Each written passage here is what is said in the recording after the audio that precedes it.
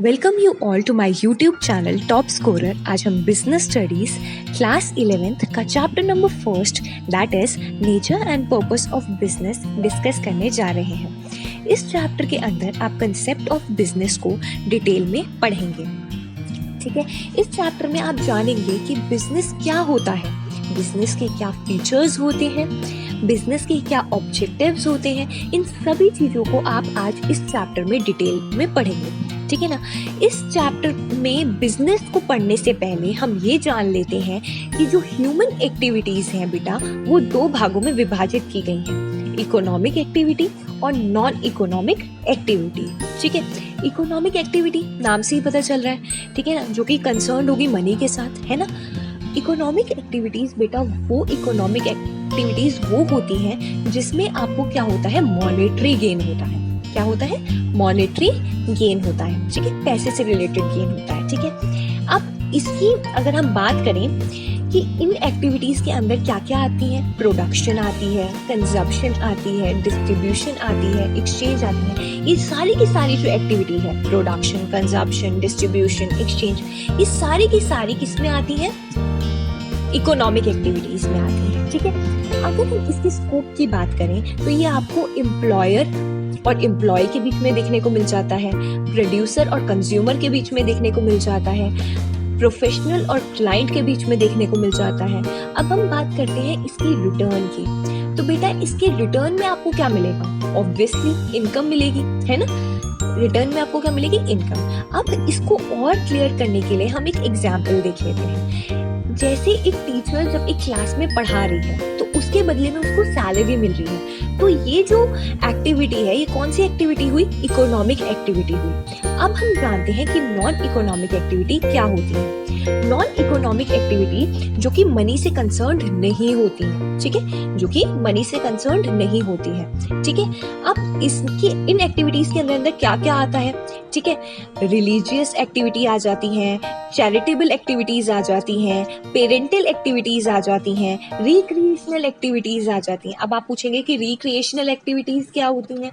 बेटा, recreational activities वो activities होती हैं जिसमें आपकी बॉडी को आप रिलैक्स करते हैं। ठीक है, आपकी बॉडी को आप रिलैक्स करते हैं, जैसे मेडिटेशन, तो वो रिक्रिएशनल एक्टिविटी कहलाती है। ठीक है, ये एक्टिविटीज का स्कोप आपको आपकी फैमिली में भी देखने को मिल जाएगा। ठीक है ना, जो आप अपनी फैमिली में काम करते हो ना, उसके बदले में आप कुछ चार्ज नहीं करते, है ना।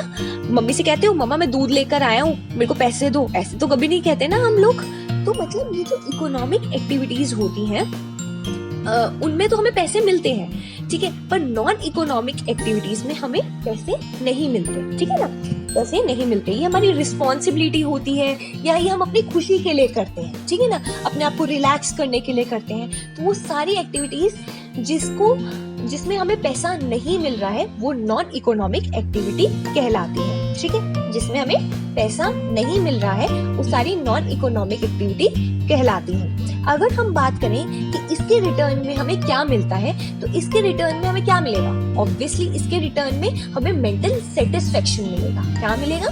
Mental satisfaction. ठीक है, एक सुकून मिलेगा। ठीक है, करके मेंटल सेटिस्फेक्शन मिलता है इसको करके। ठीक है, अब इसका भी हम एक एग्जाम्पल देख लेते हैं। ठीक है, एक एग्जाम्पल देख लेते हैं। जैसे आपकी मदर आपको घर में पढ़ा रही है, ठीक है, आपकी मदर आपको घर में पढ़ा रही है, ये उनकी रिस्पॉन्सिबिलिटी है। क्या इसके लिए वो चार्ज कर रही है आपसे? कुछ भी नहीं कर रही ना।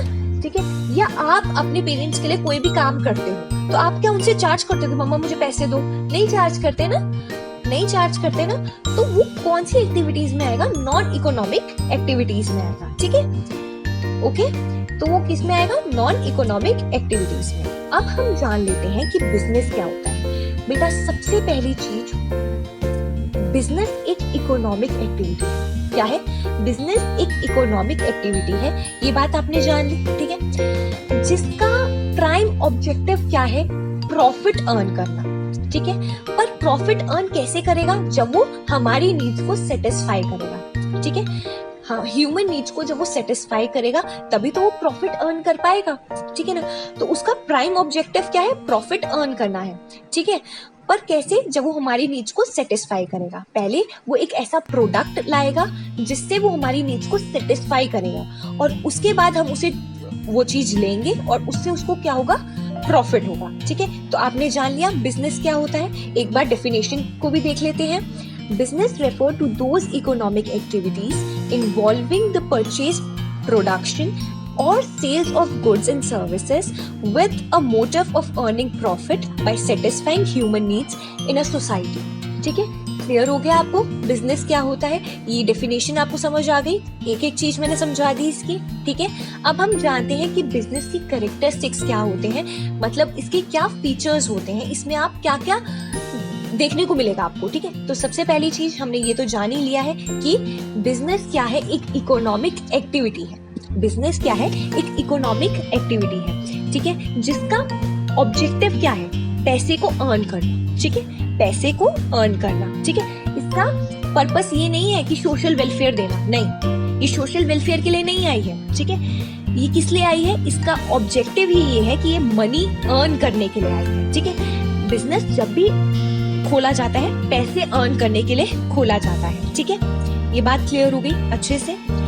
बिजनेस क्या है, एक इकोनॉमिक एक्टिविटी है। ठीक है, business is considered as an economic activity. ठीक है, because it is undertaken with the objective of earning money. ठीक है, अब हम देखते हैं प्रोडक्शन और procurement of goods and services. तो सबसे पहले आप ये बात जानते हैं, किसी भी चीज को बेचने के लिए पहले उसको प्रोड्यूस करना पड़ता है, प्रोड्यूस की जाती है। हर एक चीज प्रोड्यूस होगी तभी तो उसे बेचा जाएगा, है ना। तो दैट इज ऑब्वियस है ना, ये तो ऑब्वियस है कि पहले आपको क्या करना पड़ेगा, प्रोडक्शन करना पड़ेगा। बिजनेस में प्रोडक्शन भी एक स्टेप है। ठीक है ना, तो प्रोडक्शन की जाती है। ठीक है, पहले प्रोडक्शन की जाती है।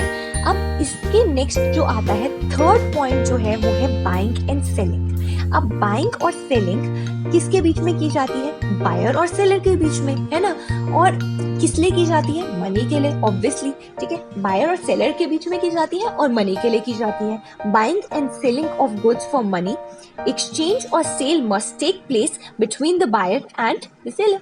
Okay, so buying and selling ये तो बिजनेस में होता ही है ना, बाइंग एंड सेलिंग, ये तो इजी पॉइंट था। ठीक है ना, उसके बाद हम नेक्स्ट पॉइंट पे आते हैं, दैट इज प्रॉफिट अर्निंग। ये सबसे प्राइम ऑब्जेक्टिव है। अगर कोई बिजनेस आया है तो वो किस लिए आया है, प्रॉफिट अर्न करने के लिए आया है। और प्रॉफिट जैसे हम लोगों के लिए खाना जरूरी है, हम लोगों के सर्वाइवल के लिए, ठीक है ना, वैसे ही एक बिजनेस के सर्वाइवल के लिए प्रॉफिट अर्न करना बहुत जरूरी है। प्रॉफिट अर्न करेगा तभी तो वो ग्रोथ करेगा और एक्सपैंड कर पाएगा। ठीक है ना, तो प्रॉफिट अर्न करना बेटा बहुत जरूरी होता है। ठीक है ना, तो इसीलिए प्रॉफिट अर्निंग भी क्या हो गया, एक कैरेक्टरिस्टिक हो गया बिजनेस का। ठीक है ना, उसके बाद हम देखते हैं नेक्स्ट पॉइंट आता है हमारे पास, that is uncertainties of return. ठीक है, तो अब हमारे पास इसमें क्या होता है, every business invest money with the objective of earning profit, also there is always a possibility of loss. ठीक है बेटा, अब क्या है, आप जानते हैं फ्यूचर इज अनसर्टेन। आपको पता है कि फ्यूचर अनसर्टेन है, आप नहीं जानते कि जरूरी तो नहीं है कि आपको प्रॉफिट ही प्रॉफिट होगा। बिजनेस में आप सब जानते हैं कि लॉस भी होते हैं। ठीक है, बिजनेस में तो लॉस भी होंगे। ठीक है ना, आप तो नहीं जानते कि सिर्फ प्रॉफिट तो नहीं होगा, लॉस भी होगा। तो business is all about uncertainty. बेटा बिजनेस में अनसर्टेनिटीज चलती रहती हैं क्योंकि फ्यूचर अनसर्टेन है, आप नहीं जानते कि फ्यूचर में क्या हो जाए।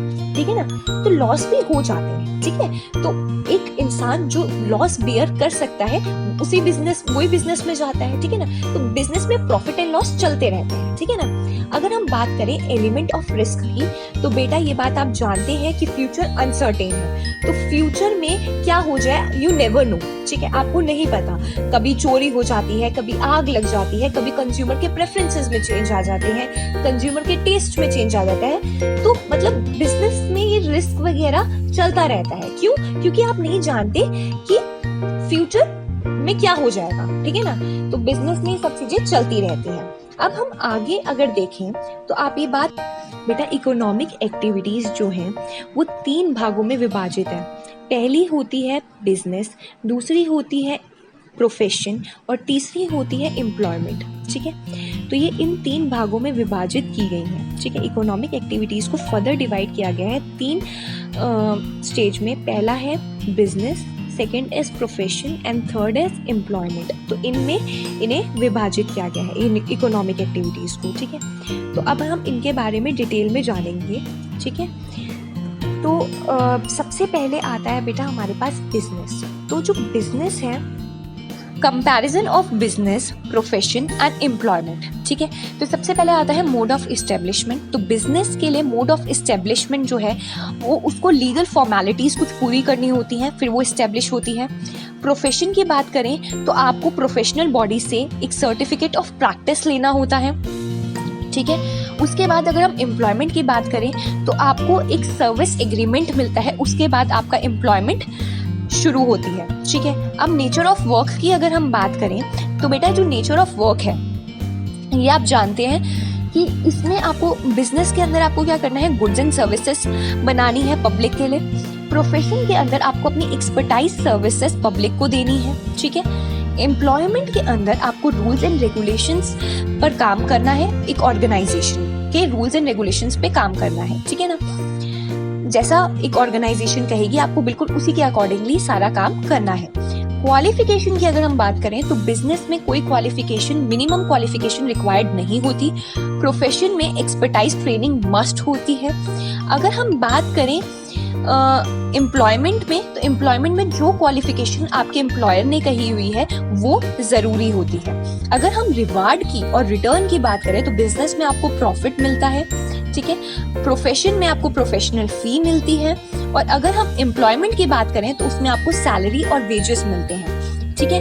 अगर हम बात करते हैं कैपिटल इन्वेस्टमेंट की तो आपको बिजनेस में अगर जितना बड़ा बिजनेस नेचर और साइज के हिसाब से आपको इन्वेस्ट करना पड़ता है। प्रोफेशन की बात करें तो बहुत लिमिटेड कैपिटल की जरूरत होती है, और अगर एम्प्लॉयमेंट की बात करें तो एम्प्लॉयमेंट में कैपिटल की जरूरत होती ही नहीं है, ठीक है ना। रिस्क की बात करें तो बिजनेस में जो रिस्क है वो अनसर्टेन है, लॉस भी हो सकता है, ठीक है। प्रोफेशन में कम रिस्क होता है, ठीक है ना, कम रिस्क होता है। और बात करें एम्प्लॉयमेंट में तो एम्प्लॉयमेंट में आपका कोई भी रिस्क नहीं होता, ठीक है। एम्प्लॉय का कोई भी रिस्क नहीं होता है, ठीक है ना। उसके बाद हम बात करते हैं कोड ऑफ कंडक्ट की। तो बेटा जो कोड ऑफ कंडक्ट है बिजनेस में नहीं होता है कोई भी कोड ऑफ कंडक्ट।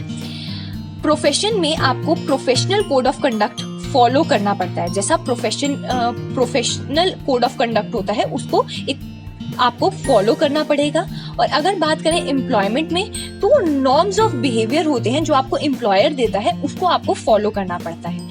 एग्जाम्पल देखते हैं प्रोफेशनल्स के कुछ एग्जाम्पल्स मैं आपको बता देती हूँ बेटा। जैसे डॉक्टर, ठीक है, डॉक्टर्स, आपके टीचर्स, ठीक है, ये सारे लॉयर, ठीक है, ये सारे आपके प्रोफेशनल के अंतर्गत आते हैं। पहले आप इसमें बेटा आपको क्या लेनी होती है, एडवांस ट्रेनिंग लेनी होती है, कुछ एक्सपीरियंस भी रिक्वायर्ड होता है, ठीक है। एक्सपीरियंस एक स्पेसिफिक फील्ड के अंदर आपका एक्सपीरियंस भी इसमें आता है, ठीक है। इसमें आपके सीए भी आ जाते हैं, ठीक है। ये सारी चीज़ें आपकी क्या आ जाती है, इनके अंदर आ जाती है, जो एक कोड ऑफ कंडक्ट को इसके अंदर आपको फॉलो करना होगा। एक कोड ऑफ कंडक्ट आपके प्रोफेशन के अंदर फॉलो किया जाता है, ठीक है। कोड ऑफ कंडक्ट फॉलो किया जाता है जब आप पूरी ट्रेनिंग वगैरह ले लेते हो ना, उसके बाद आपको वो सर्टिफिकेट ऑफ प्रैक्टिस दिया जाता है, ठीक है।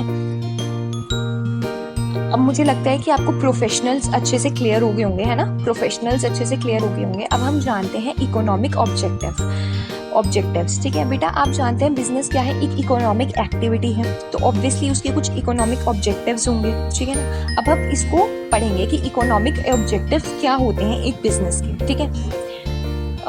तो सबसे पहला जो ऑब्जेक्टिव है एक बिजनेस का, ठीक है, इकोनॉमिक ऑब्जेक्टिव जो है वो ऑब्वियसली अर्न करना है प्रॉफिट, ठीक है।